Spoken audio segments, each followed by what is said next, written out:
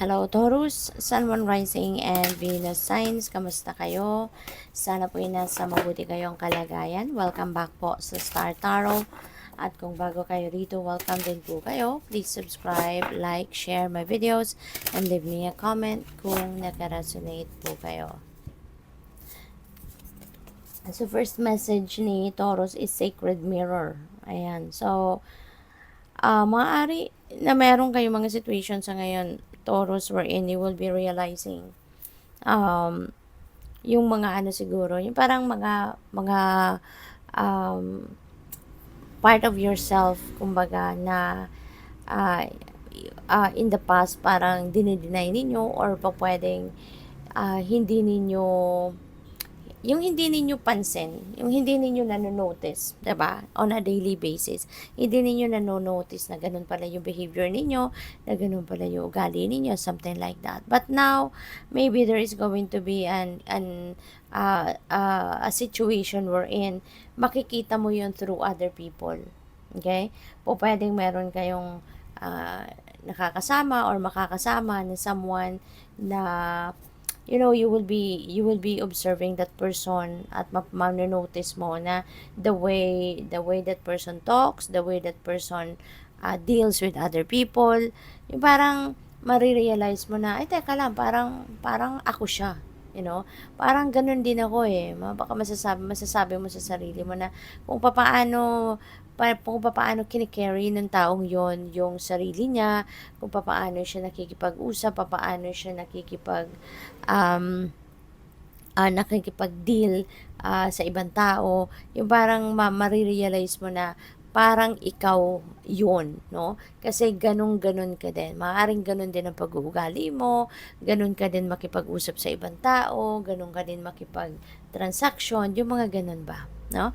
And doon mo lang marirealize, no? Maaaring this is going to be the first time that you will see that part of you, no? At makikita mo yan through other people. Marirealize mo yan through other people. Kasi kung on a daily basis, parang hindi mo yan napapansin na ganun ka pala. So, marirealize mo lang yan dahil doon sa makikita mo ay ikaw yung sarili mo sa ibang tao. So, we have gratitude again.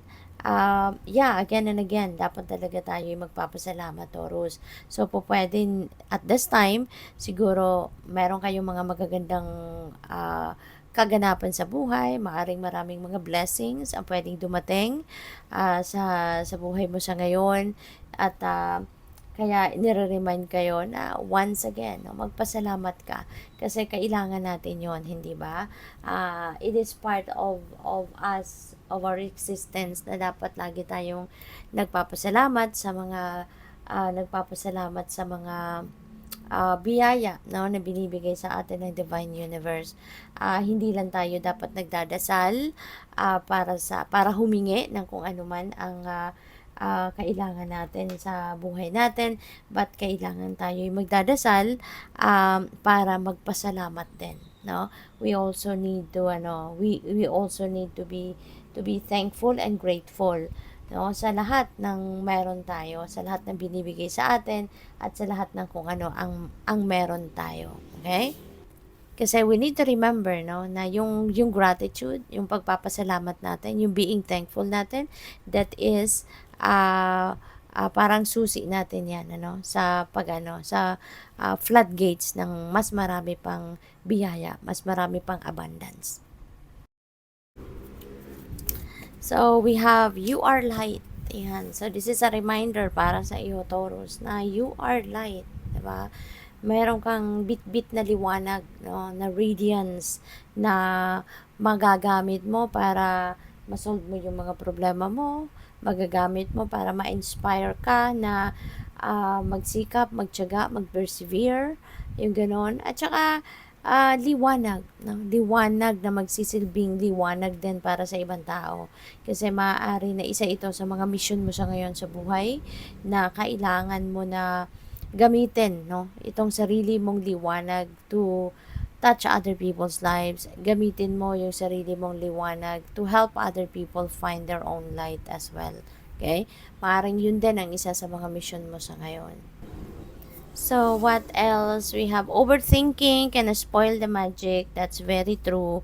Kasi kapag tayo nag-overthink, hindi ba, lalo tayong nag-create ng negative energy around us, 'di ba? At saka, magkokos yan ng anxiety, magkokos yan ng problema lalo, mas lalong bibigat yung pakiramdam natin, 'di ba? Kapag nag-overthink kayo. Kaya wag na nating gawin 'yon, Mag-focus na lang kayo sa kung ano ang nangyayari talaga, no? Do not overthink it. Do not overanalyze things kasi imbes na mas simple lang ang dapat ninyong solusyonan or hanapan ng solusyon, 'di ba? Kung ano talaga ang nangyayari, doon kayo mag-focus. Ay kapag nag-overthink ka, mas lalong dadami yung pwede mong poproblemahin, 'di ba? Kasi mas kahit hindi man nangyayari pa, mag-a-anticipate ka, yung gano'n. So, it's just going to cause you anxiety, 'di ba? Mas lalong makakasira ng diskarte 'yon. Okay? Kaya 'yan ang sabi sa'yo. Reminder 'yan sa'yo na overthinking can spoil the magic. Kaya in order for you to preserve that energy na pumasok sa buhay mo yung mga magical moments, wag ka na mag-overthink. Okay? Wag mo nang isipin ng mas lalo pang wag mo nang pahirapan lalo yung sarili mo. So, we also have Three of Pentacles. Ayan. Three of Pentacles is a beautiful energy kasi ito na yung simula ng pag-angat mo. Ito na yung simula ng pag-akit mo sa ladder of success. When there is yung Three of Pentacles kasi, siya, diba? Tawag dito, collaboration, partnership. Kaya kung meron kayong pakikipagtulungang gagawin, or makikipag-partner ka with other people, makikipagtulungan ka with other people, 'di ba? Mas mabilis mong matatapos ang task, mas mabilis mong ma-accomplish ang mga bagay na gusto mong ma-accomplish. Kaya maganda 'to, lalo-lalo na pagdating sa business mo, or sa trabaho, or sa sa career mo, 'di ba? Kasi 'di ba nga may kasabihan na two heads are better than one. Kasi kapag mas maraming ulo, edi mas maraming nag-iisip, mas maraming input, 'di ba? So mas mabilis, no? Kasi po pwedeng yung idea ng isa hindi mo naiisip, so mag-share kayo ng ideas, then mas magiging effective ang magiging ninyo, 'di ba? Ang magiging resulta ng inyong pagtutulungan. So, we have Three of Wands. This is another three. So, this is oh, hello, Taurus. Napakaganda nito. Tingnan mo. Meron na pala tayong number 33 dito. Tapos, meron tayong ulit na dalawang 3 din. So, you know what? This is synchronicity. Merong additional guidance dito na gustong iparating sa iyo ang universe. Kaya, I suggest, pakitignan po ninyo ang ibig sabihin ng Master number 33.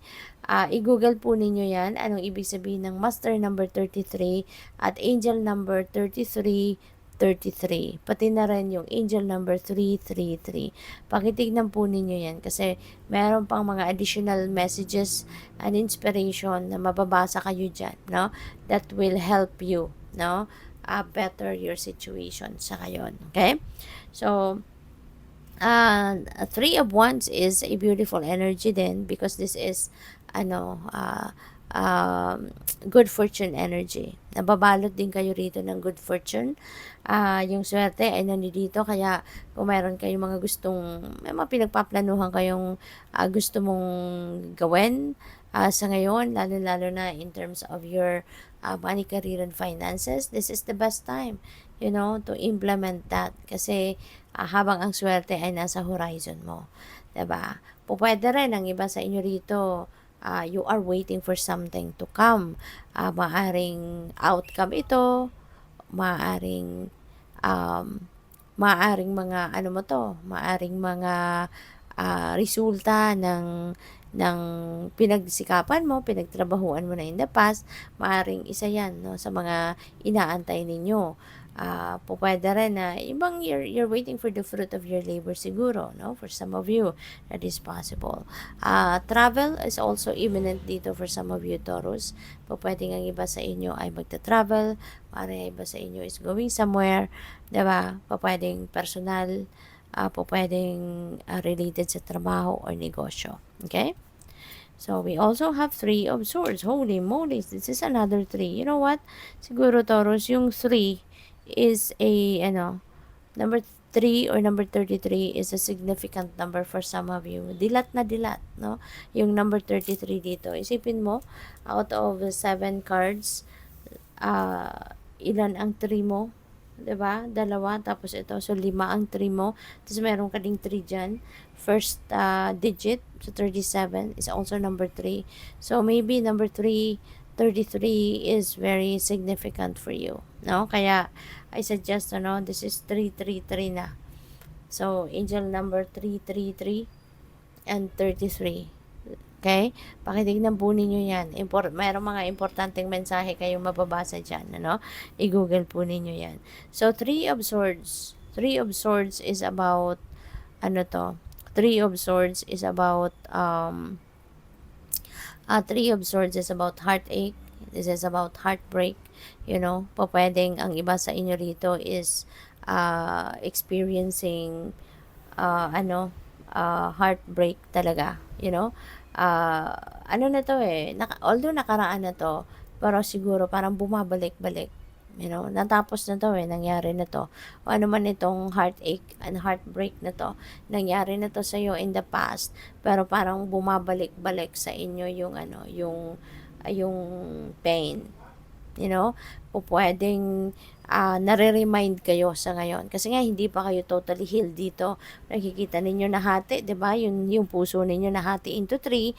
Tapos ngayon, parang you are trying to recover, you're trying to overcome this, pero ganun pa rin. Diba? Parang hindi pa rin siya totally, hindi pa rin nagdidikit, so hindi pa rin nag-heal. Hindi ba? Kaya napakahalaga nito, Taurus, no? Napakahalaga nito na maano ninyo. Napakahalaga na ito ay tawag dito, ma-manage ninyo yung pakiramdam ninyo. Kasi parang kailangan din ninyong tulungan ng sarili ninyo. Kasi mahirap talaga, 'di ba, na malagpasan ang mga ganitong pangyayari, lalo-lalo na kung malalim yung sugat na naidulot sa iyo ng kung ano man ang situation na ito. So, ngayon parang nare-refresh na naman kasi kayo 'di ba?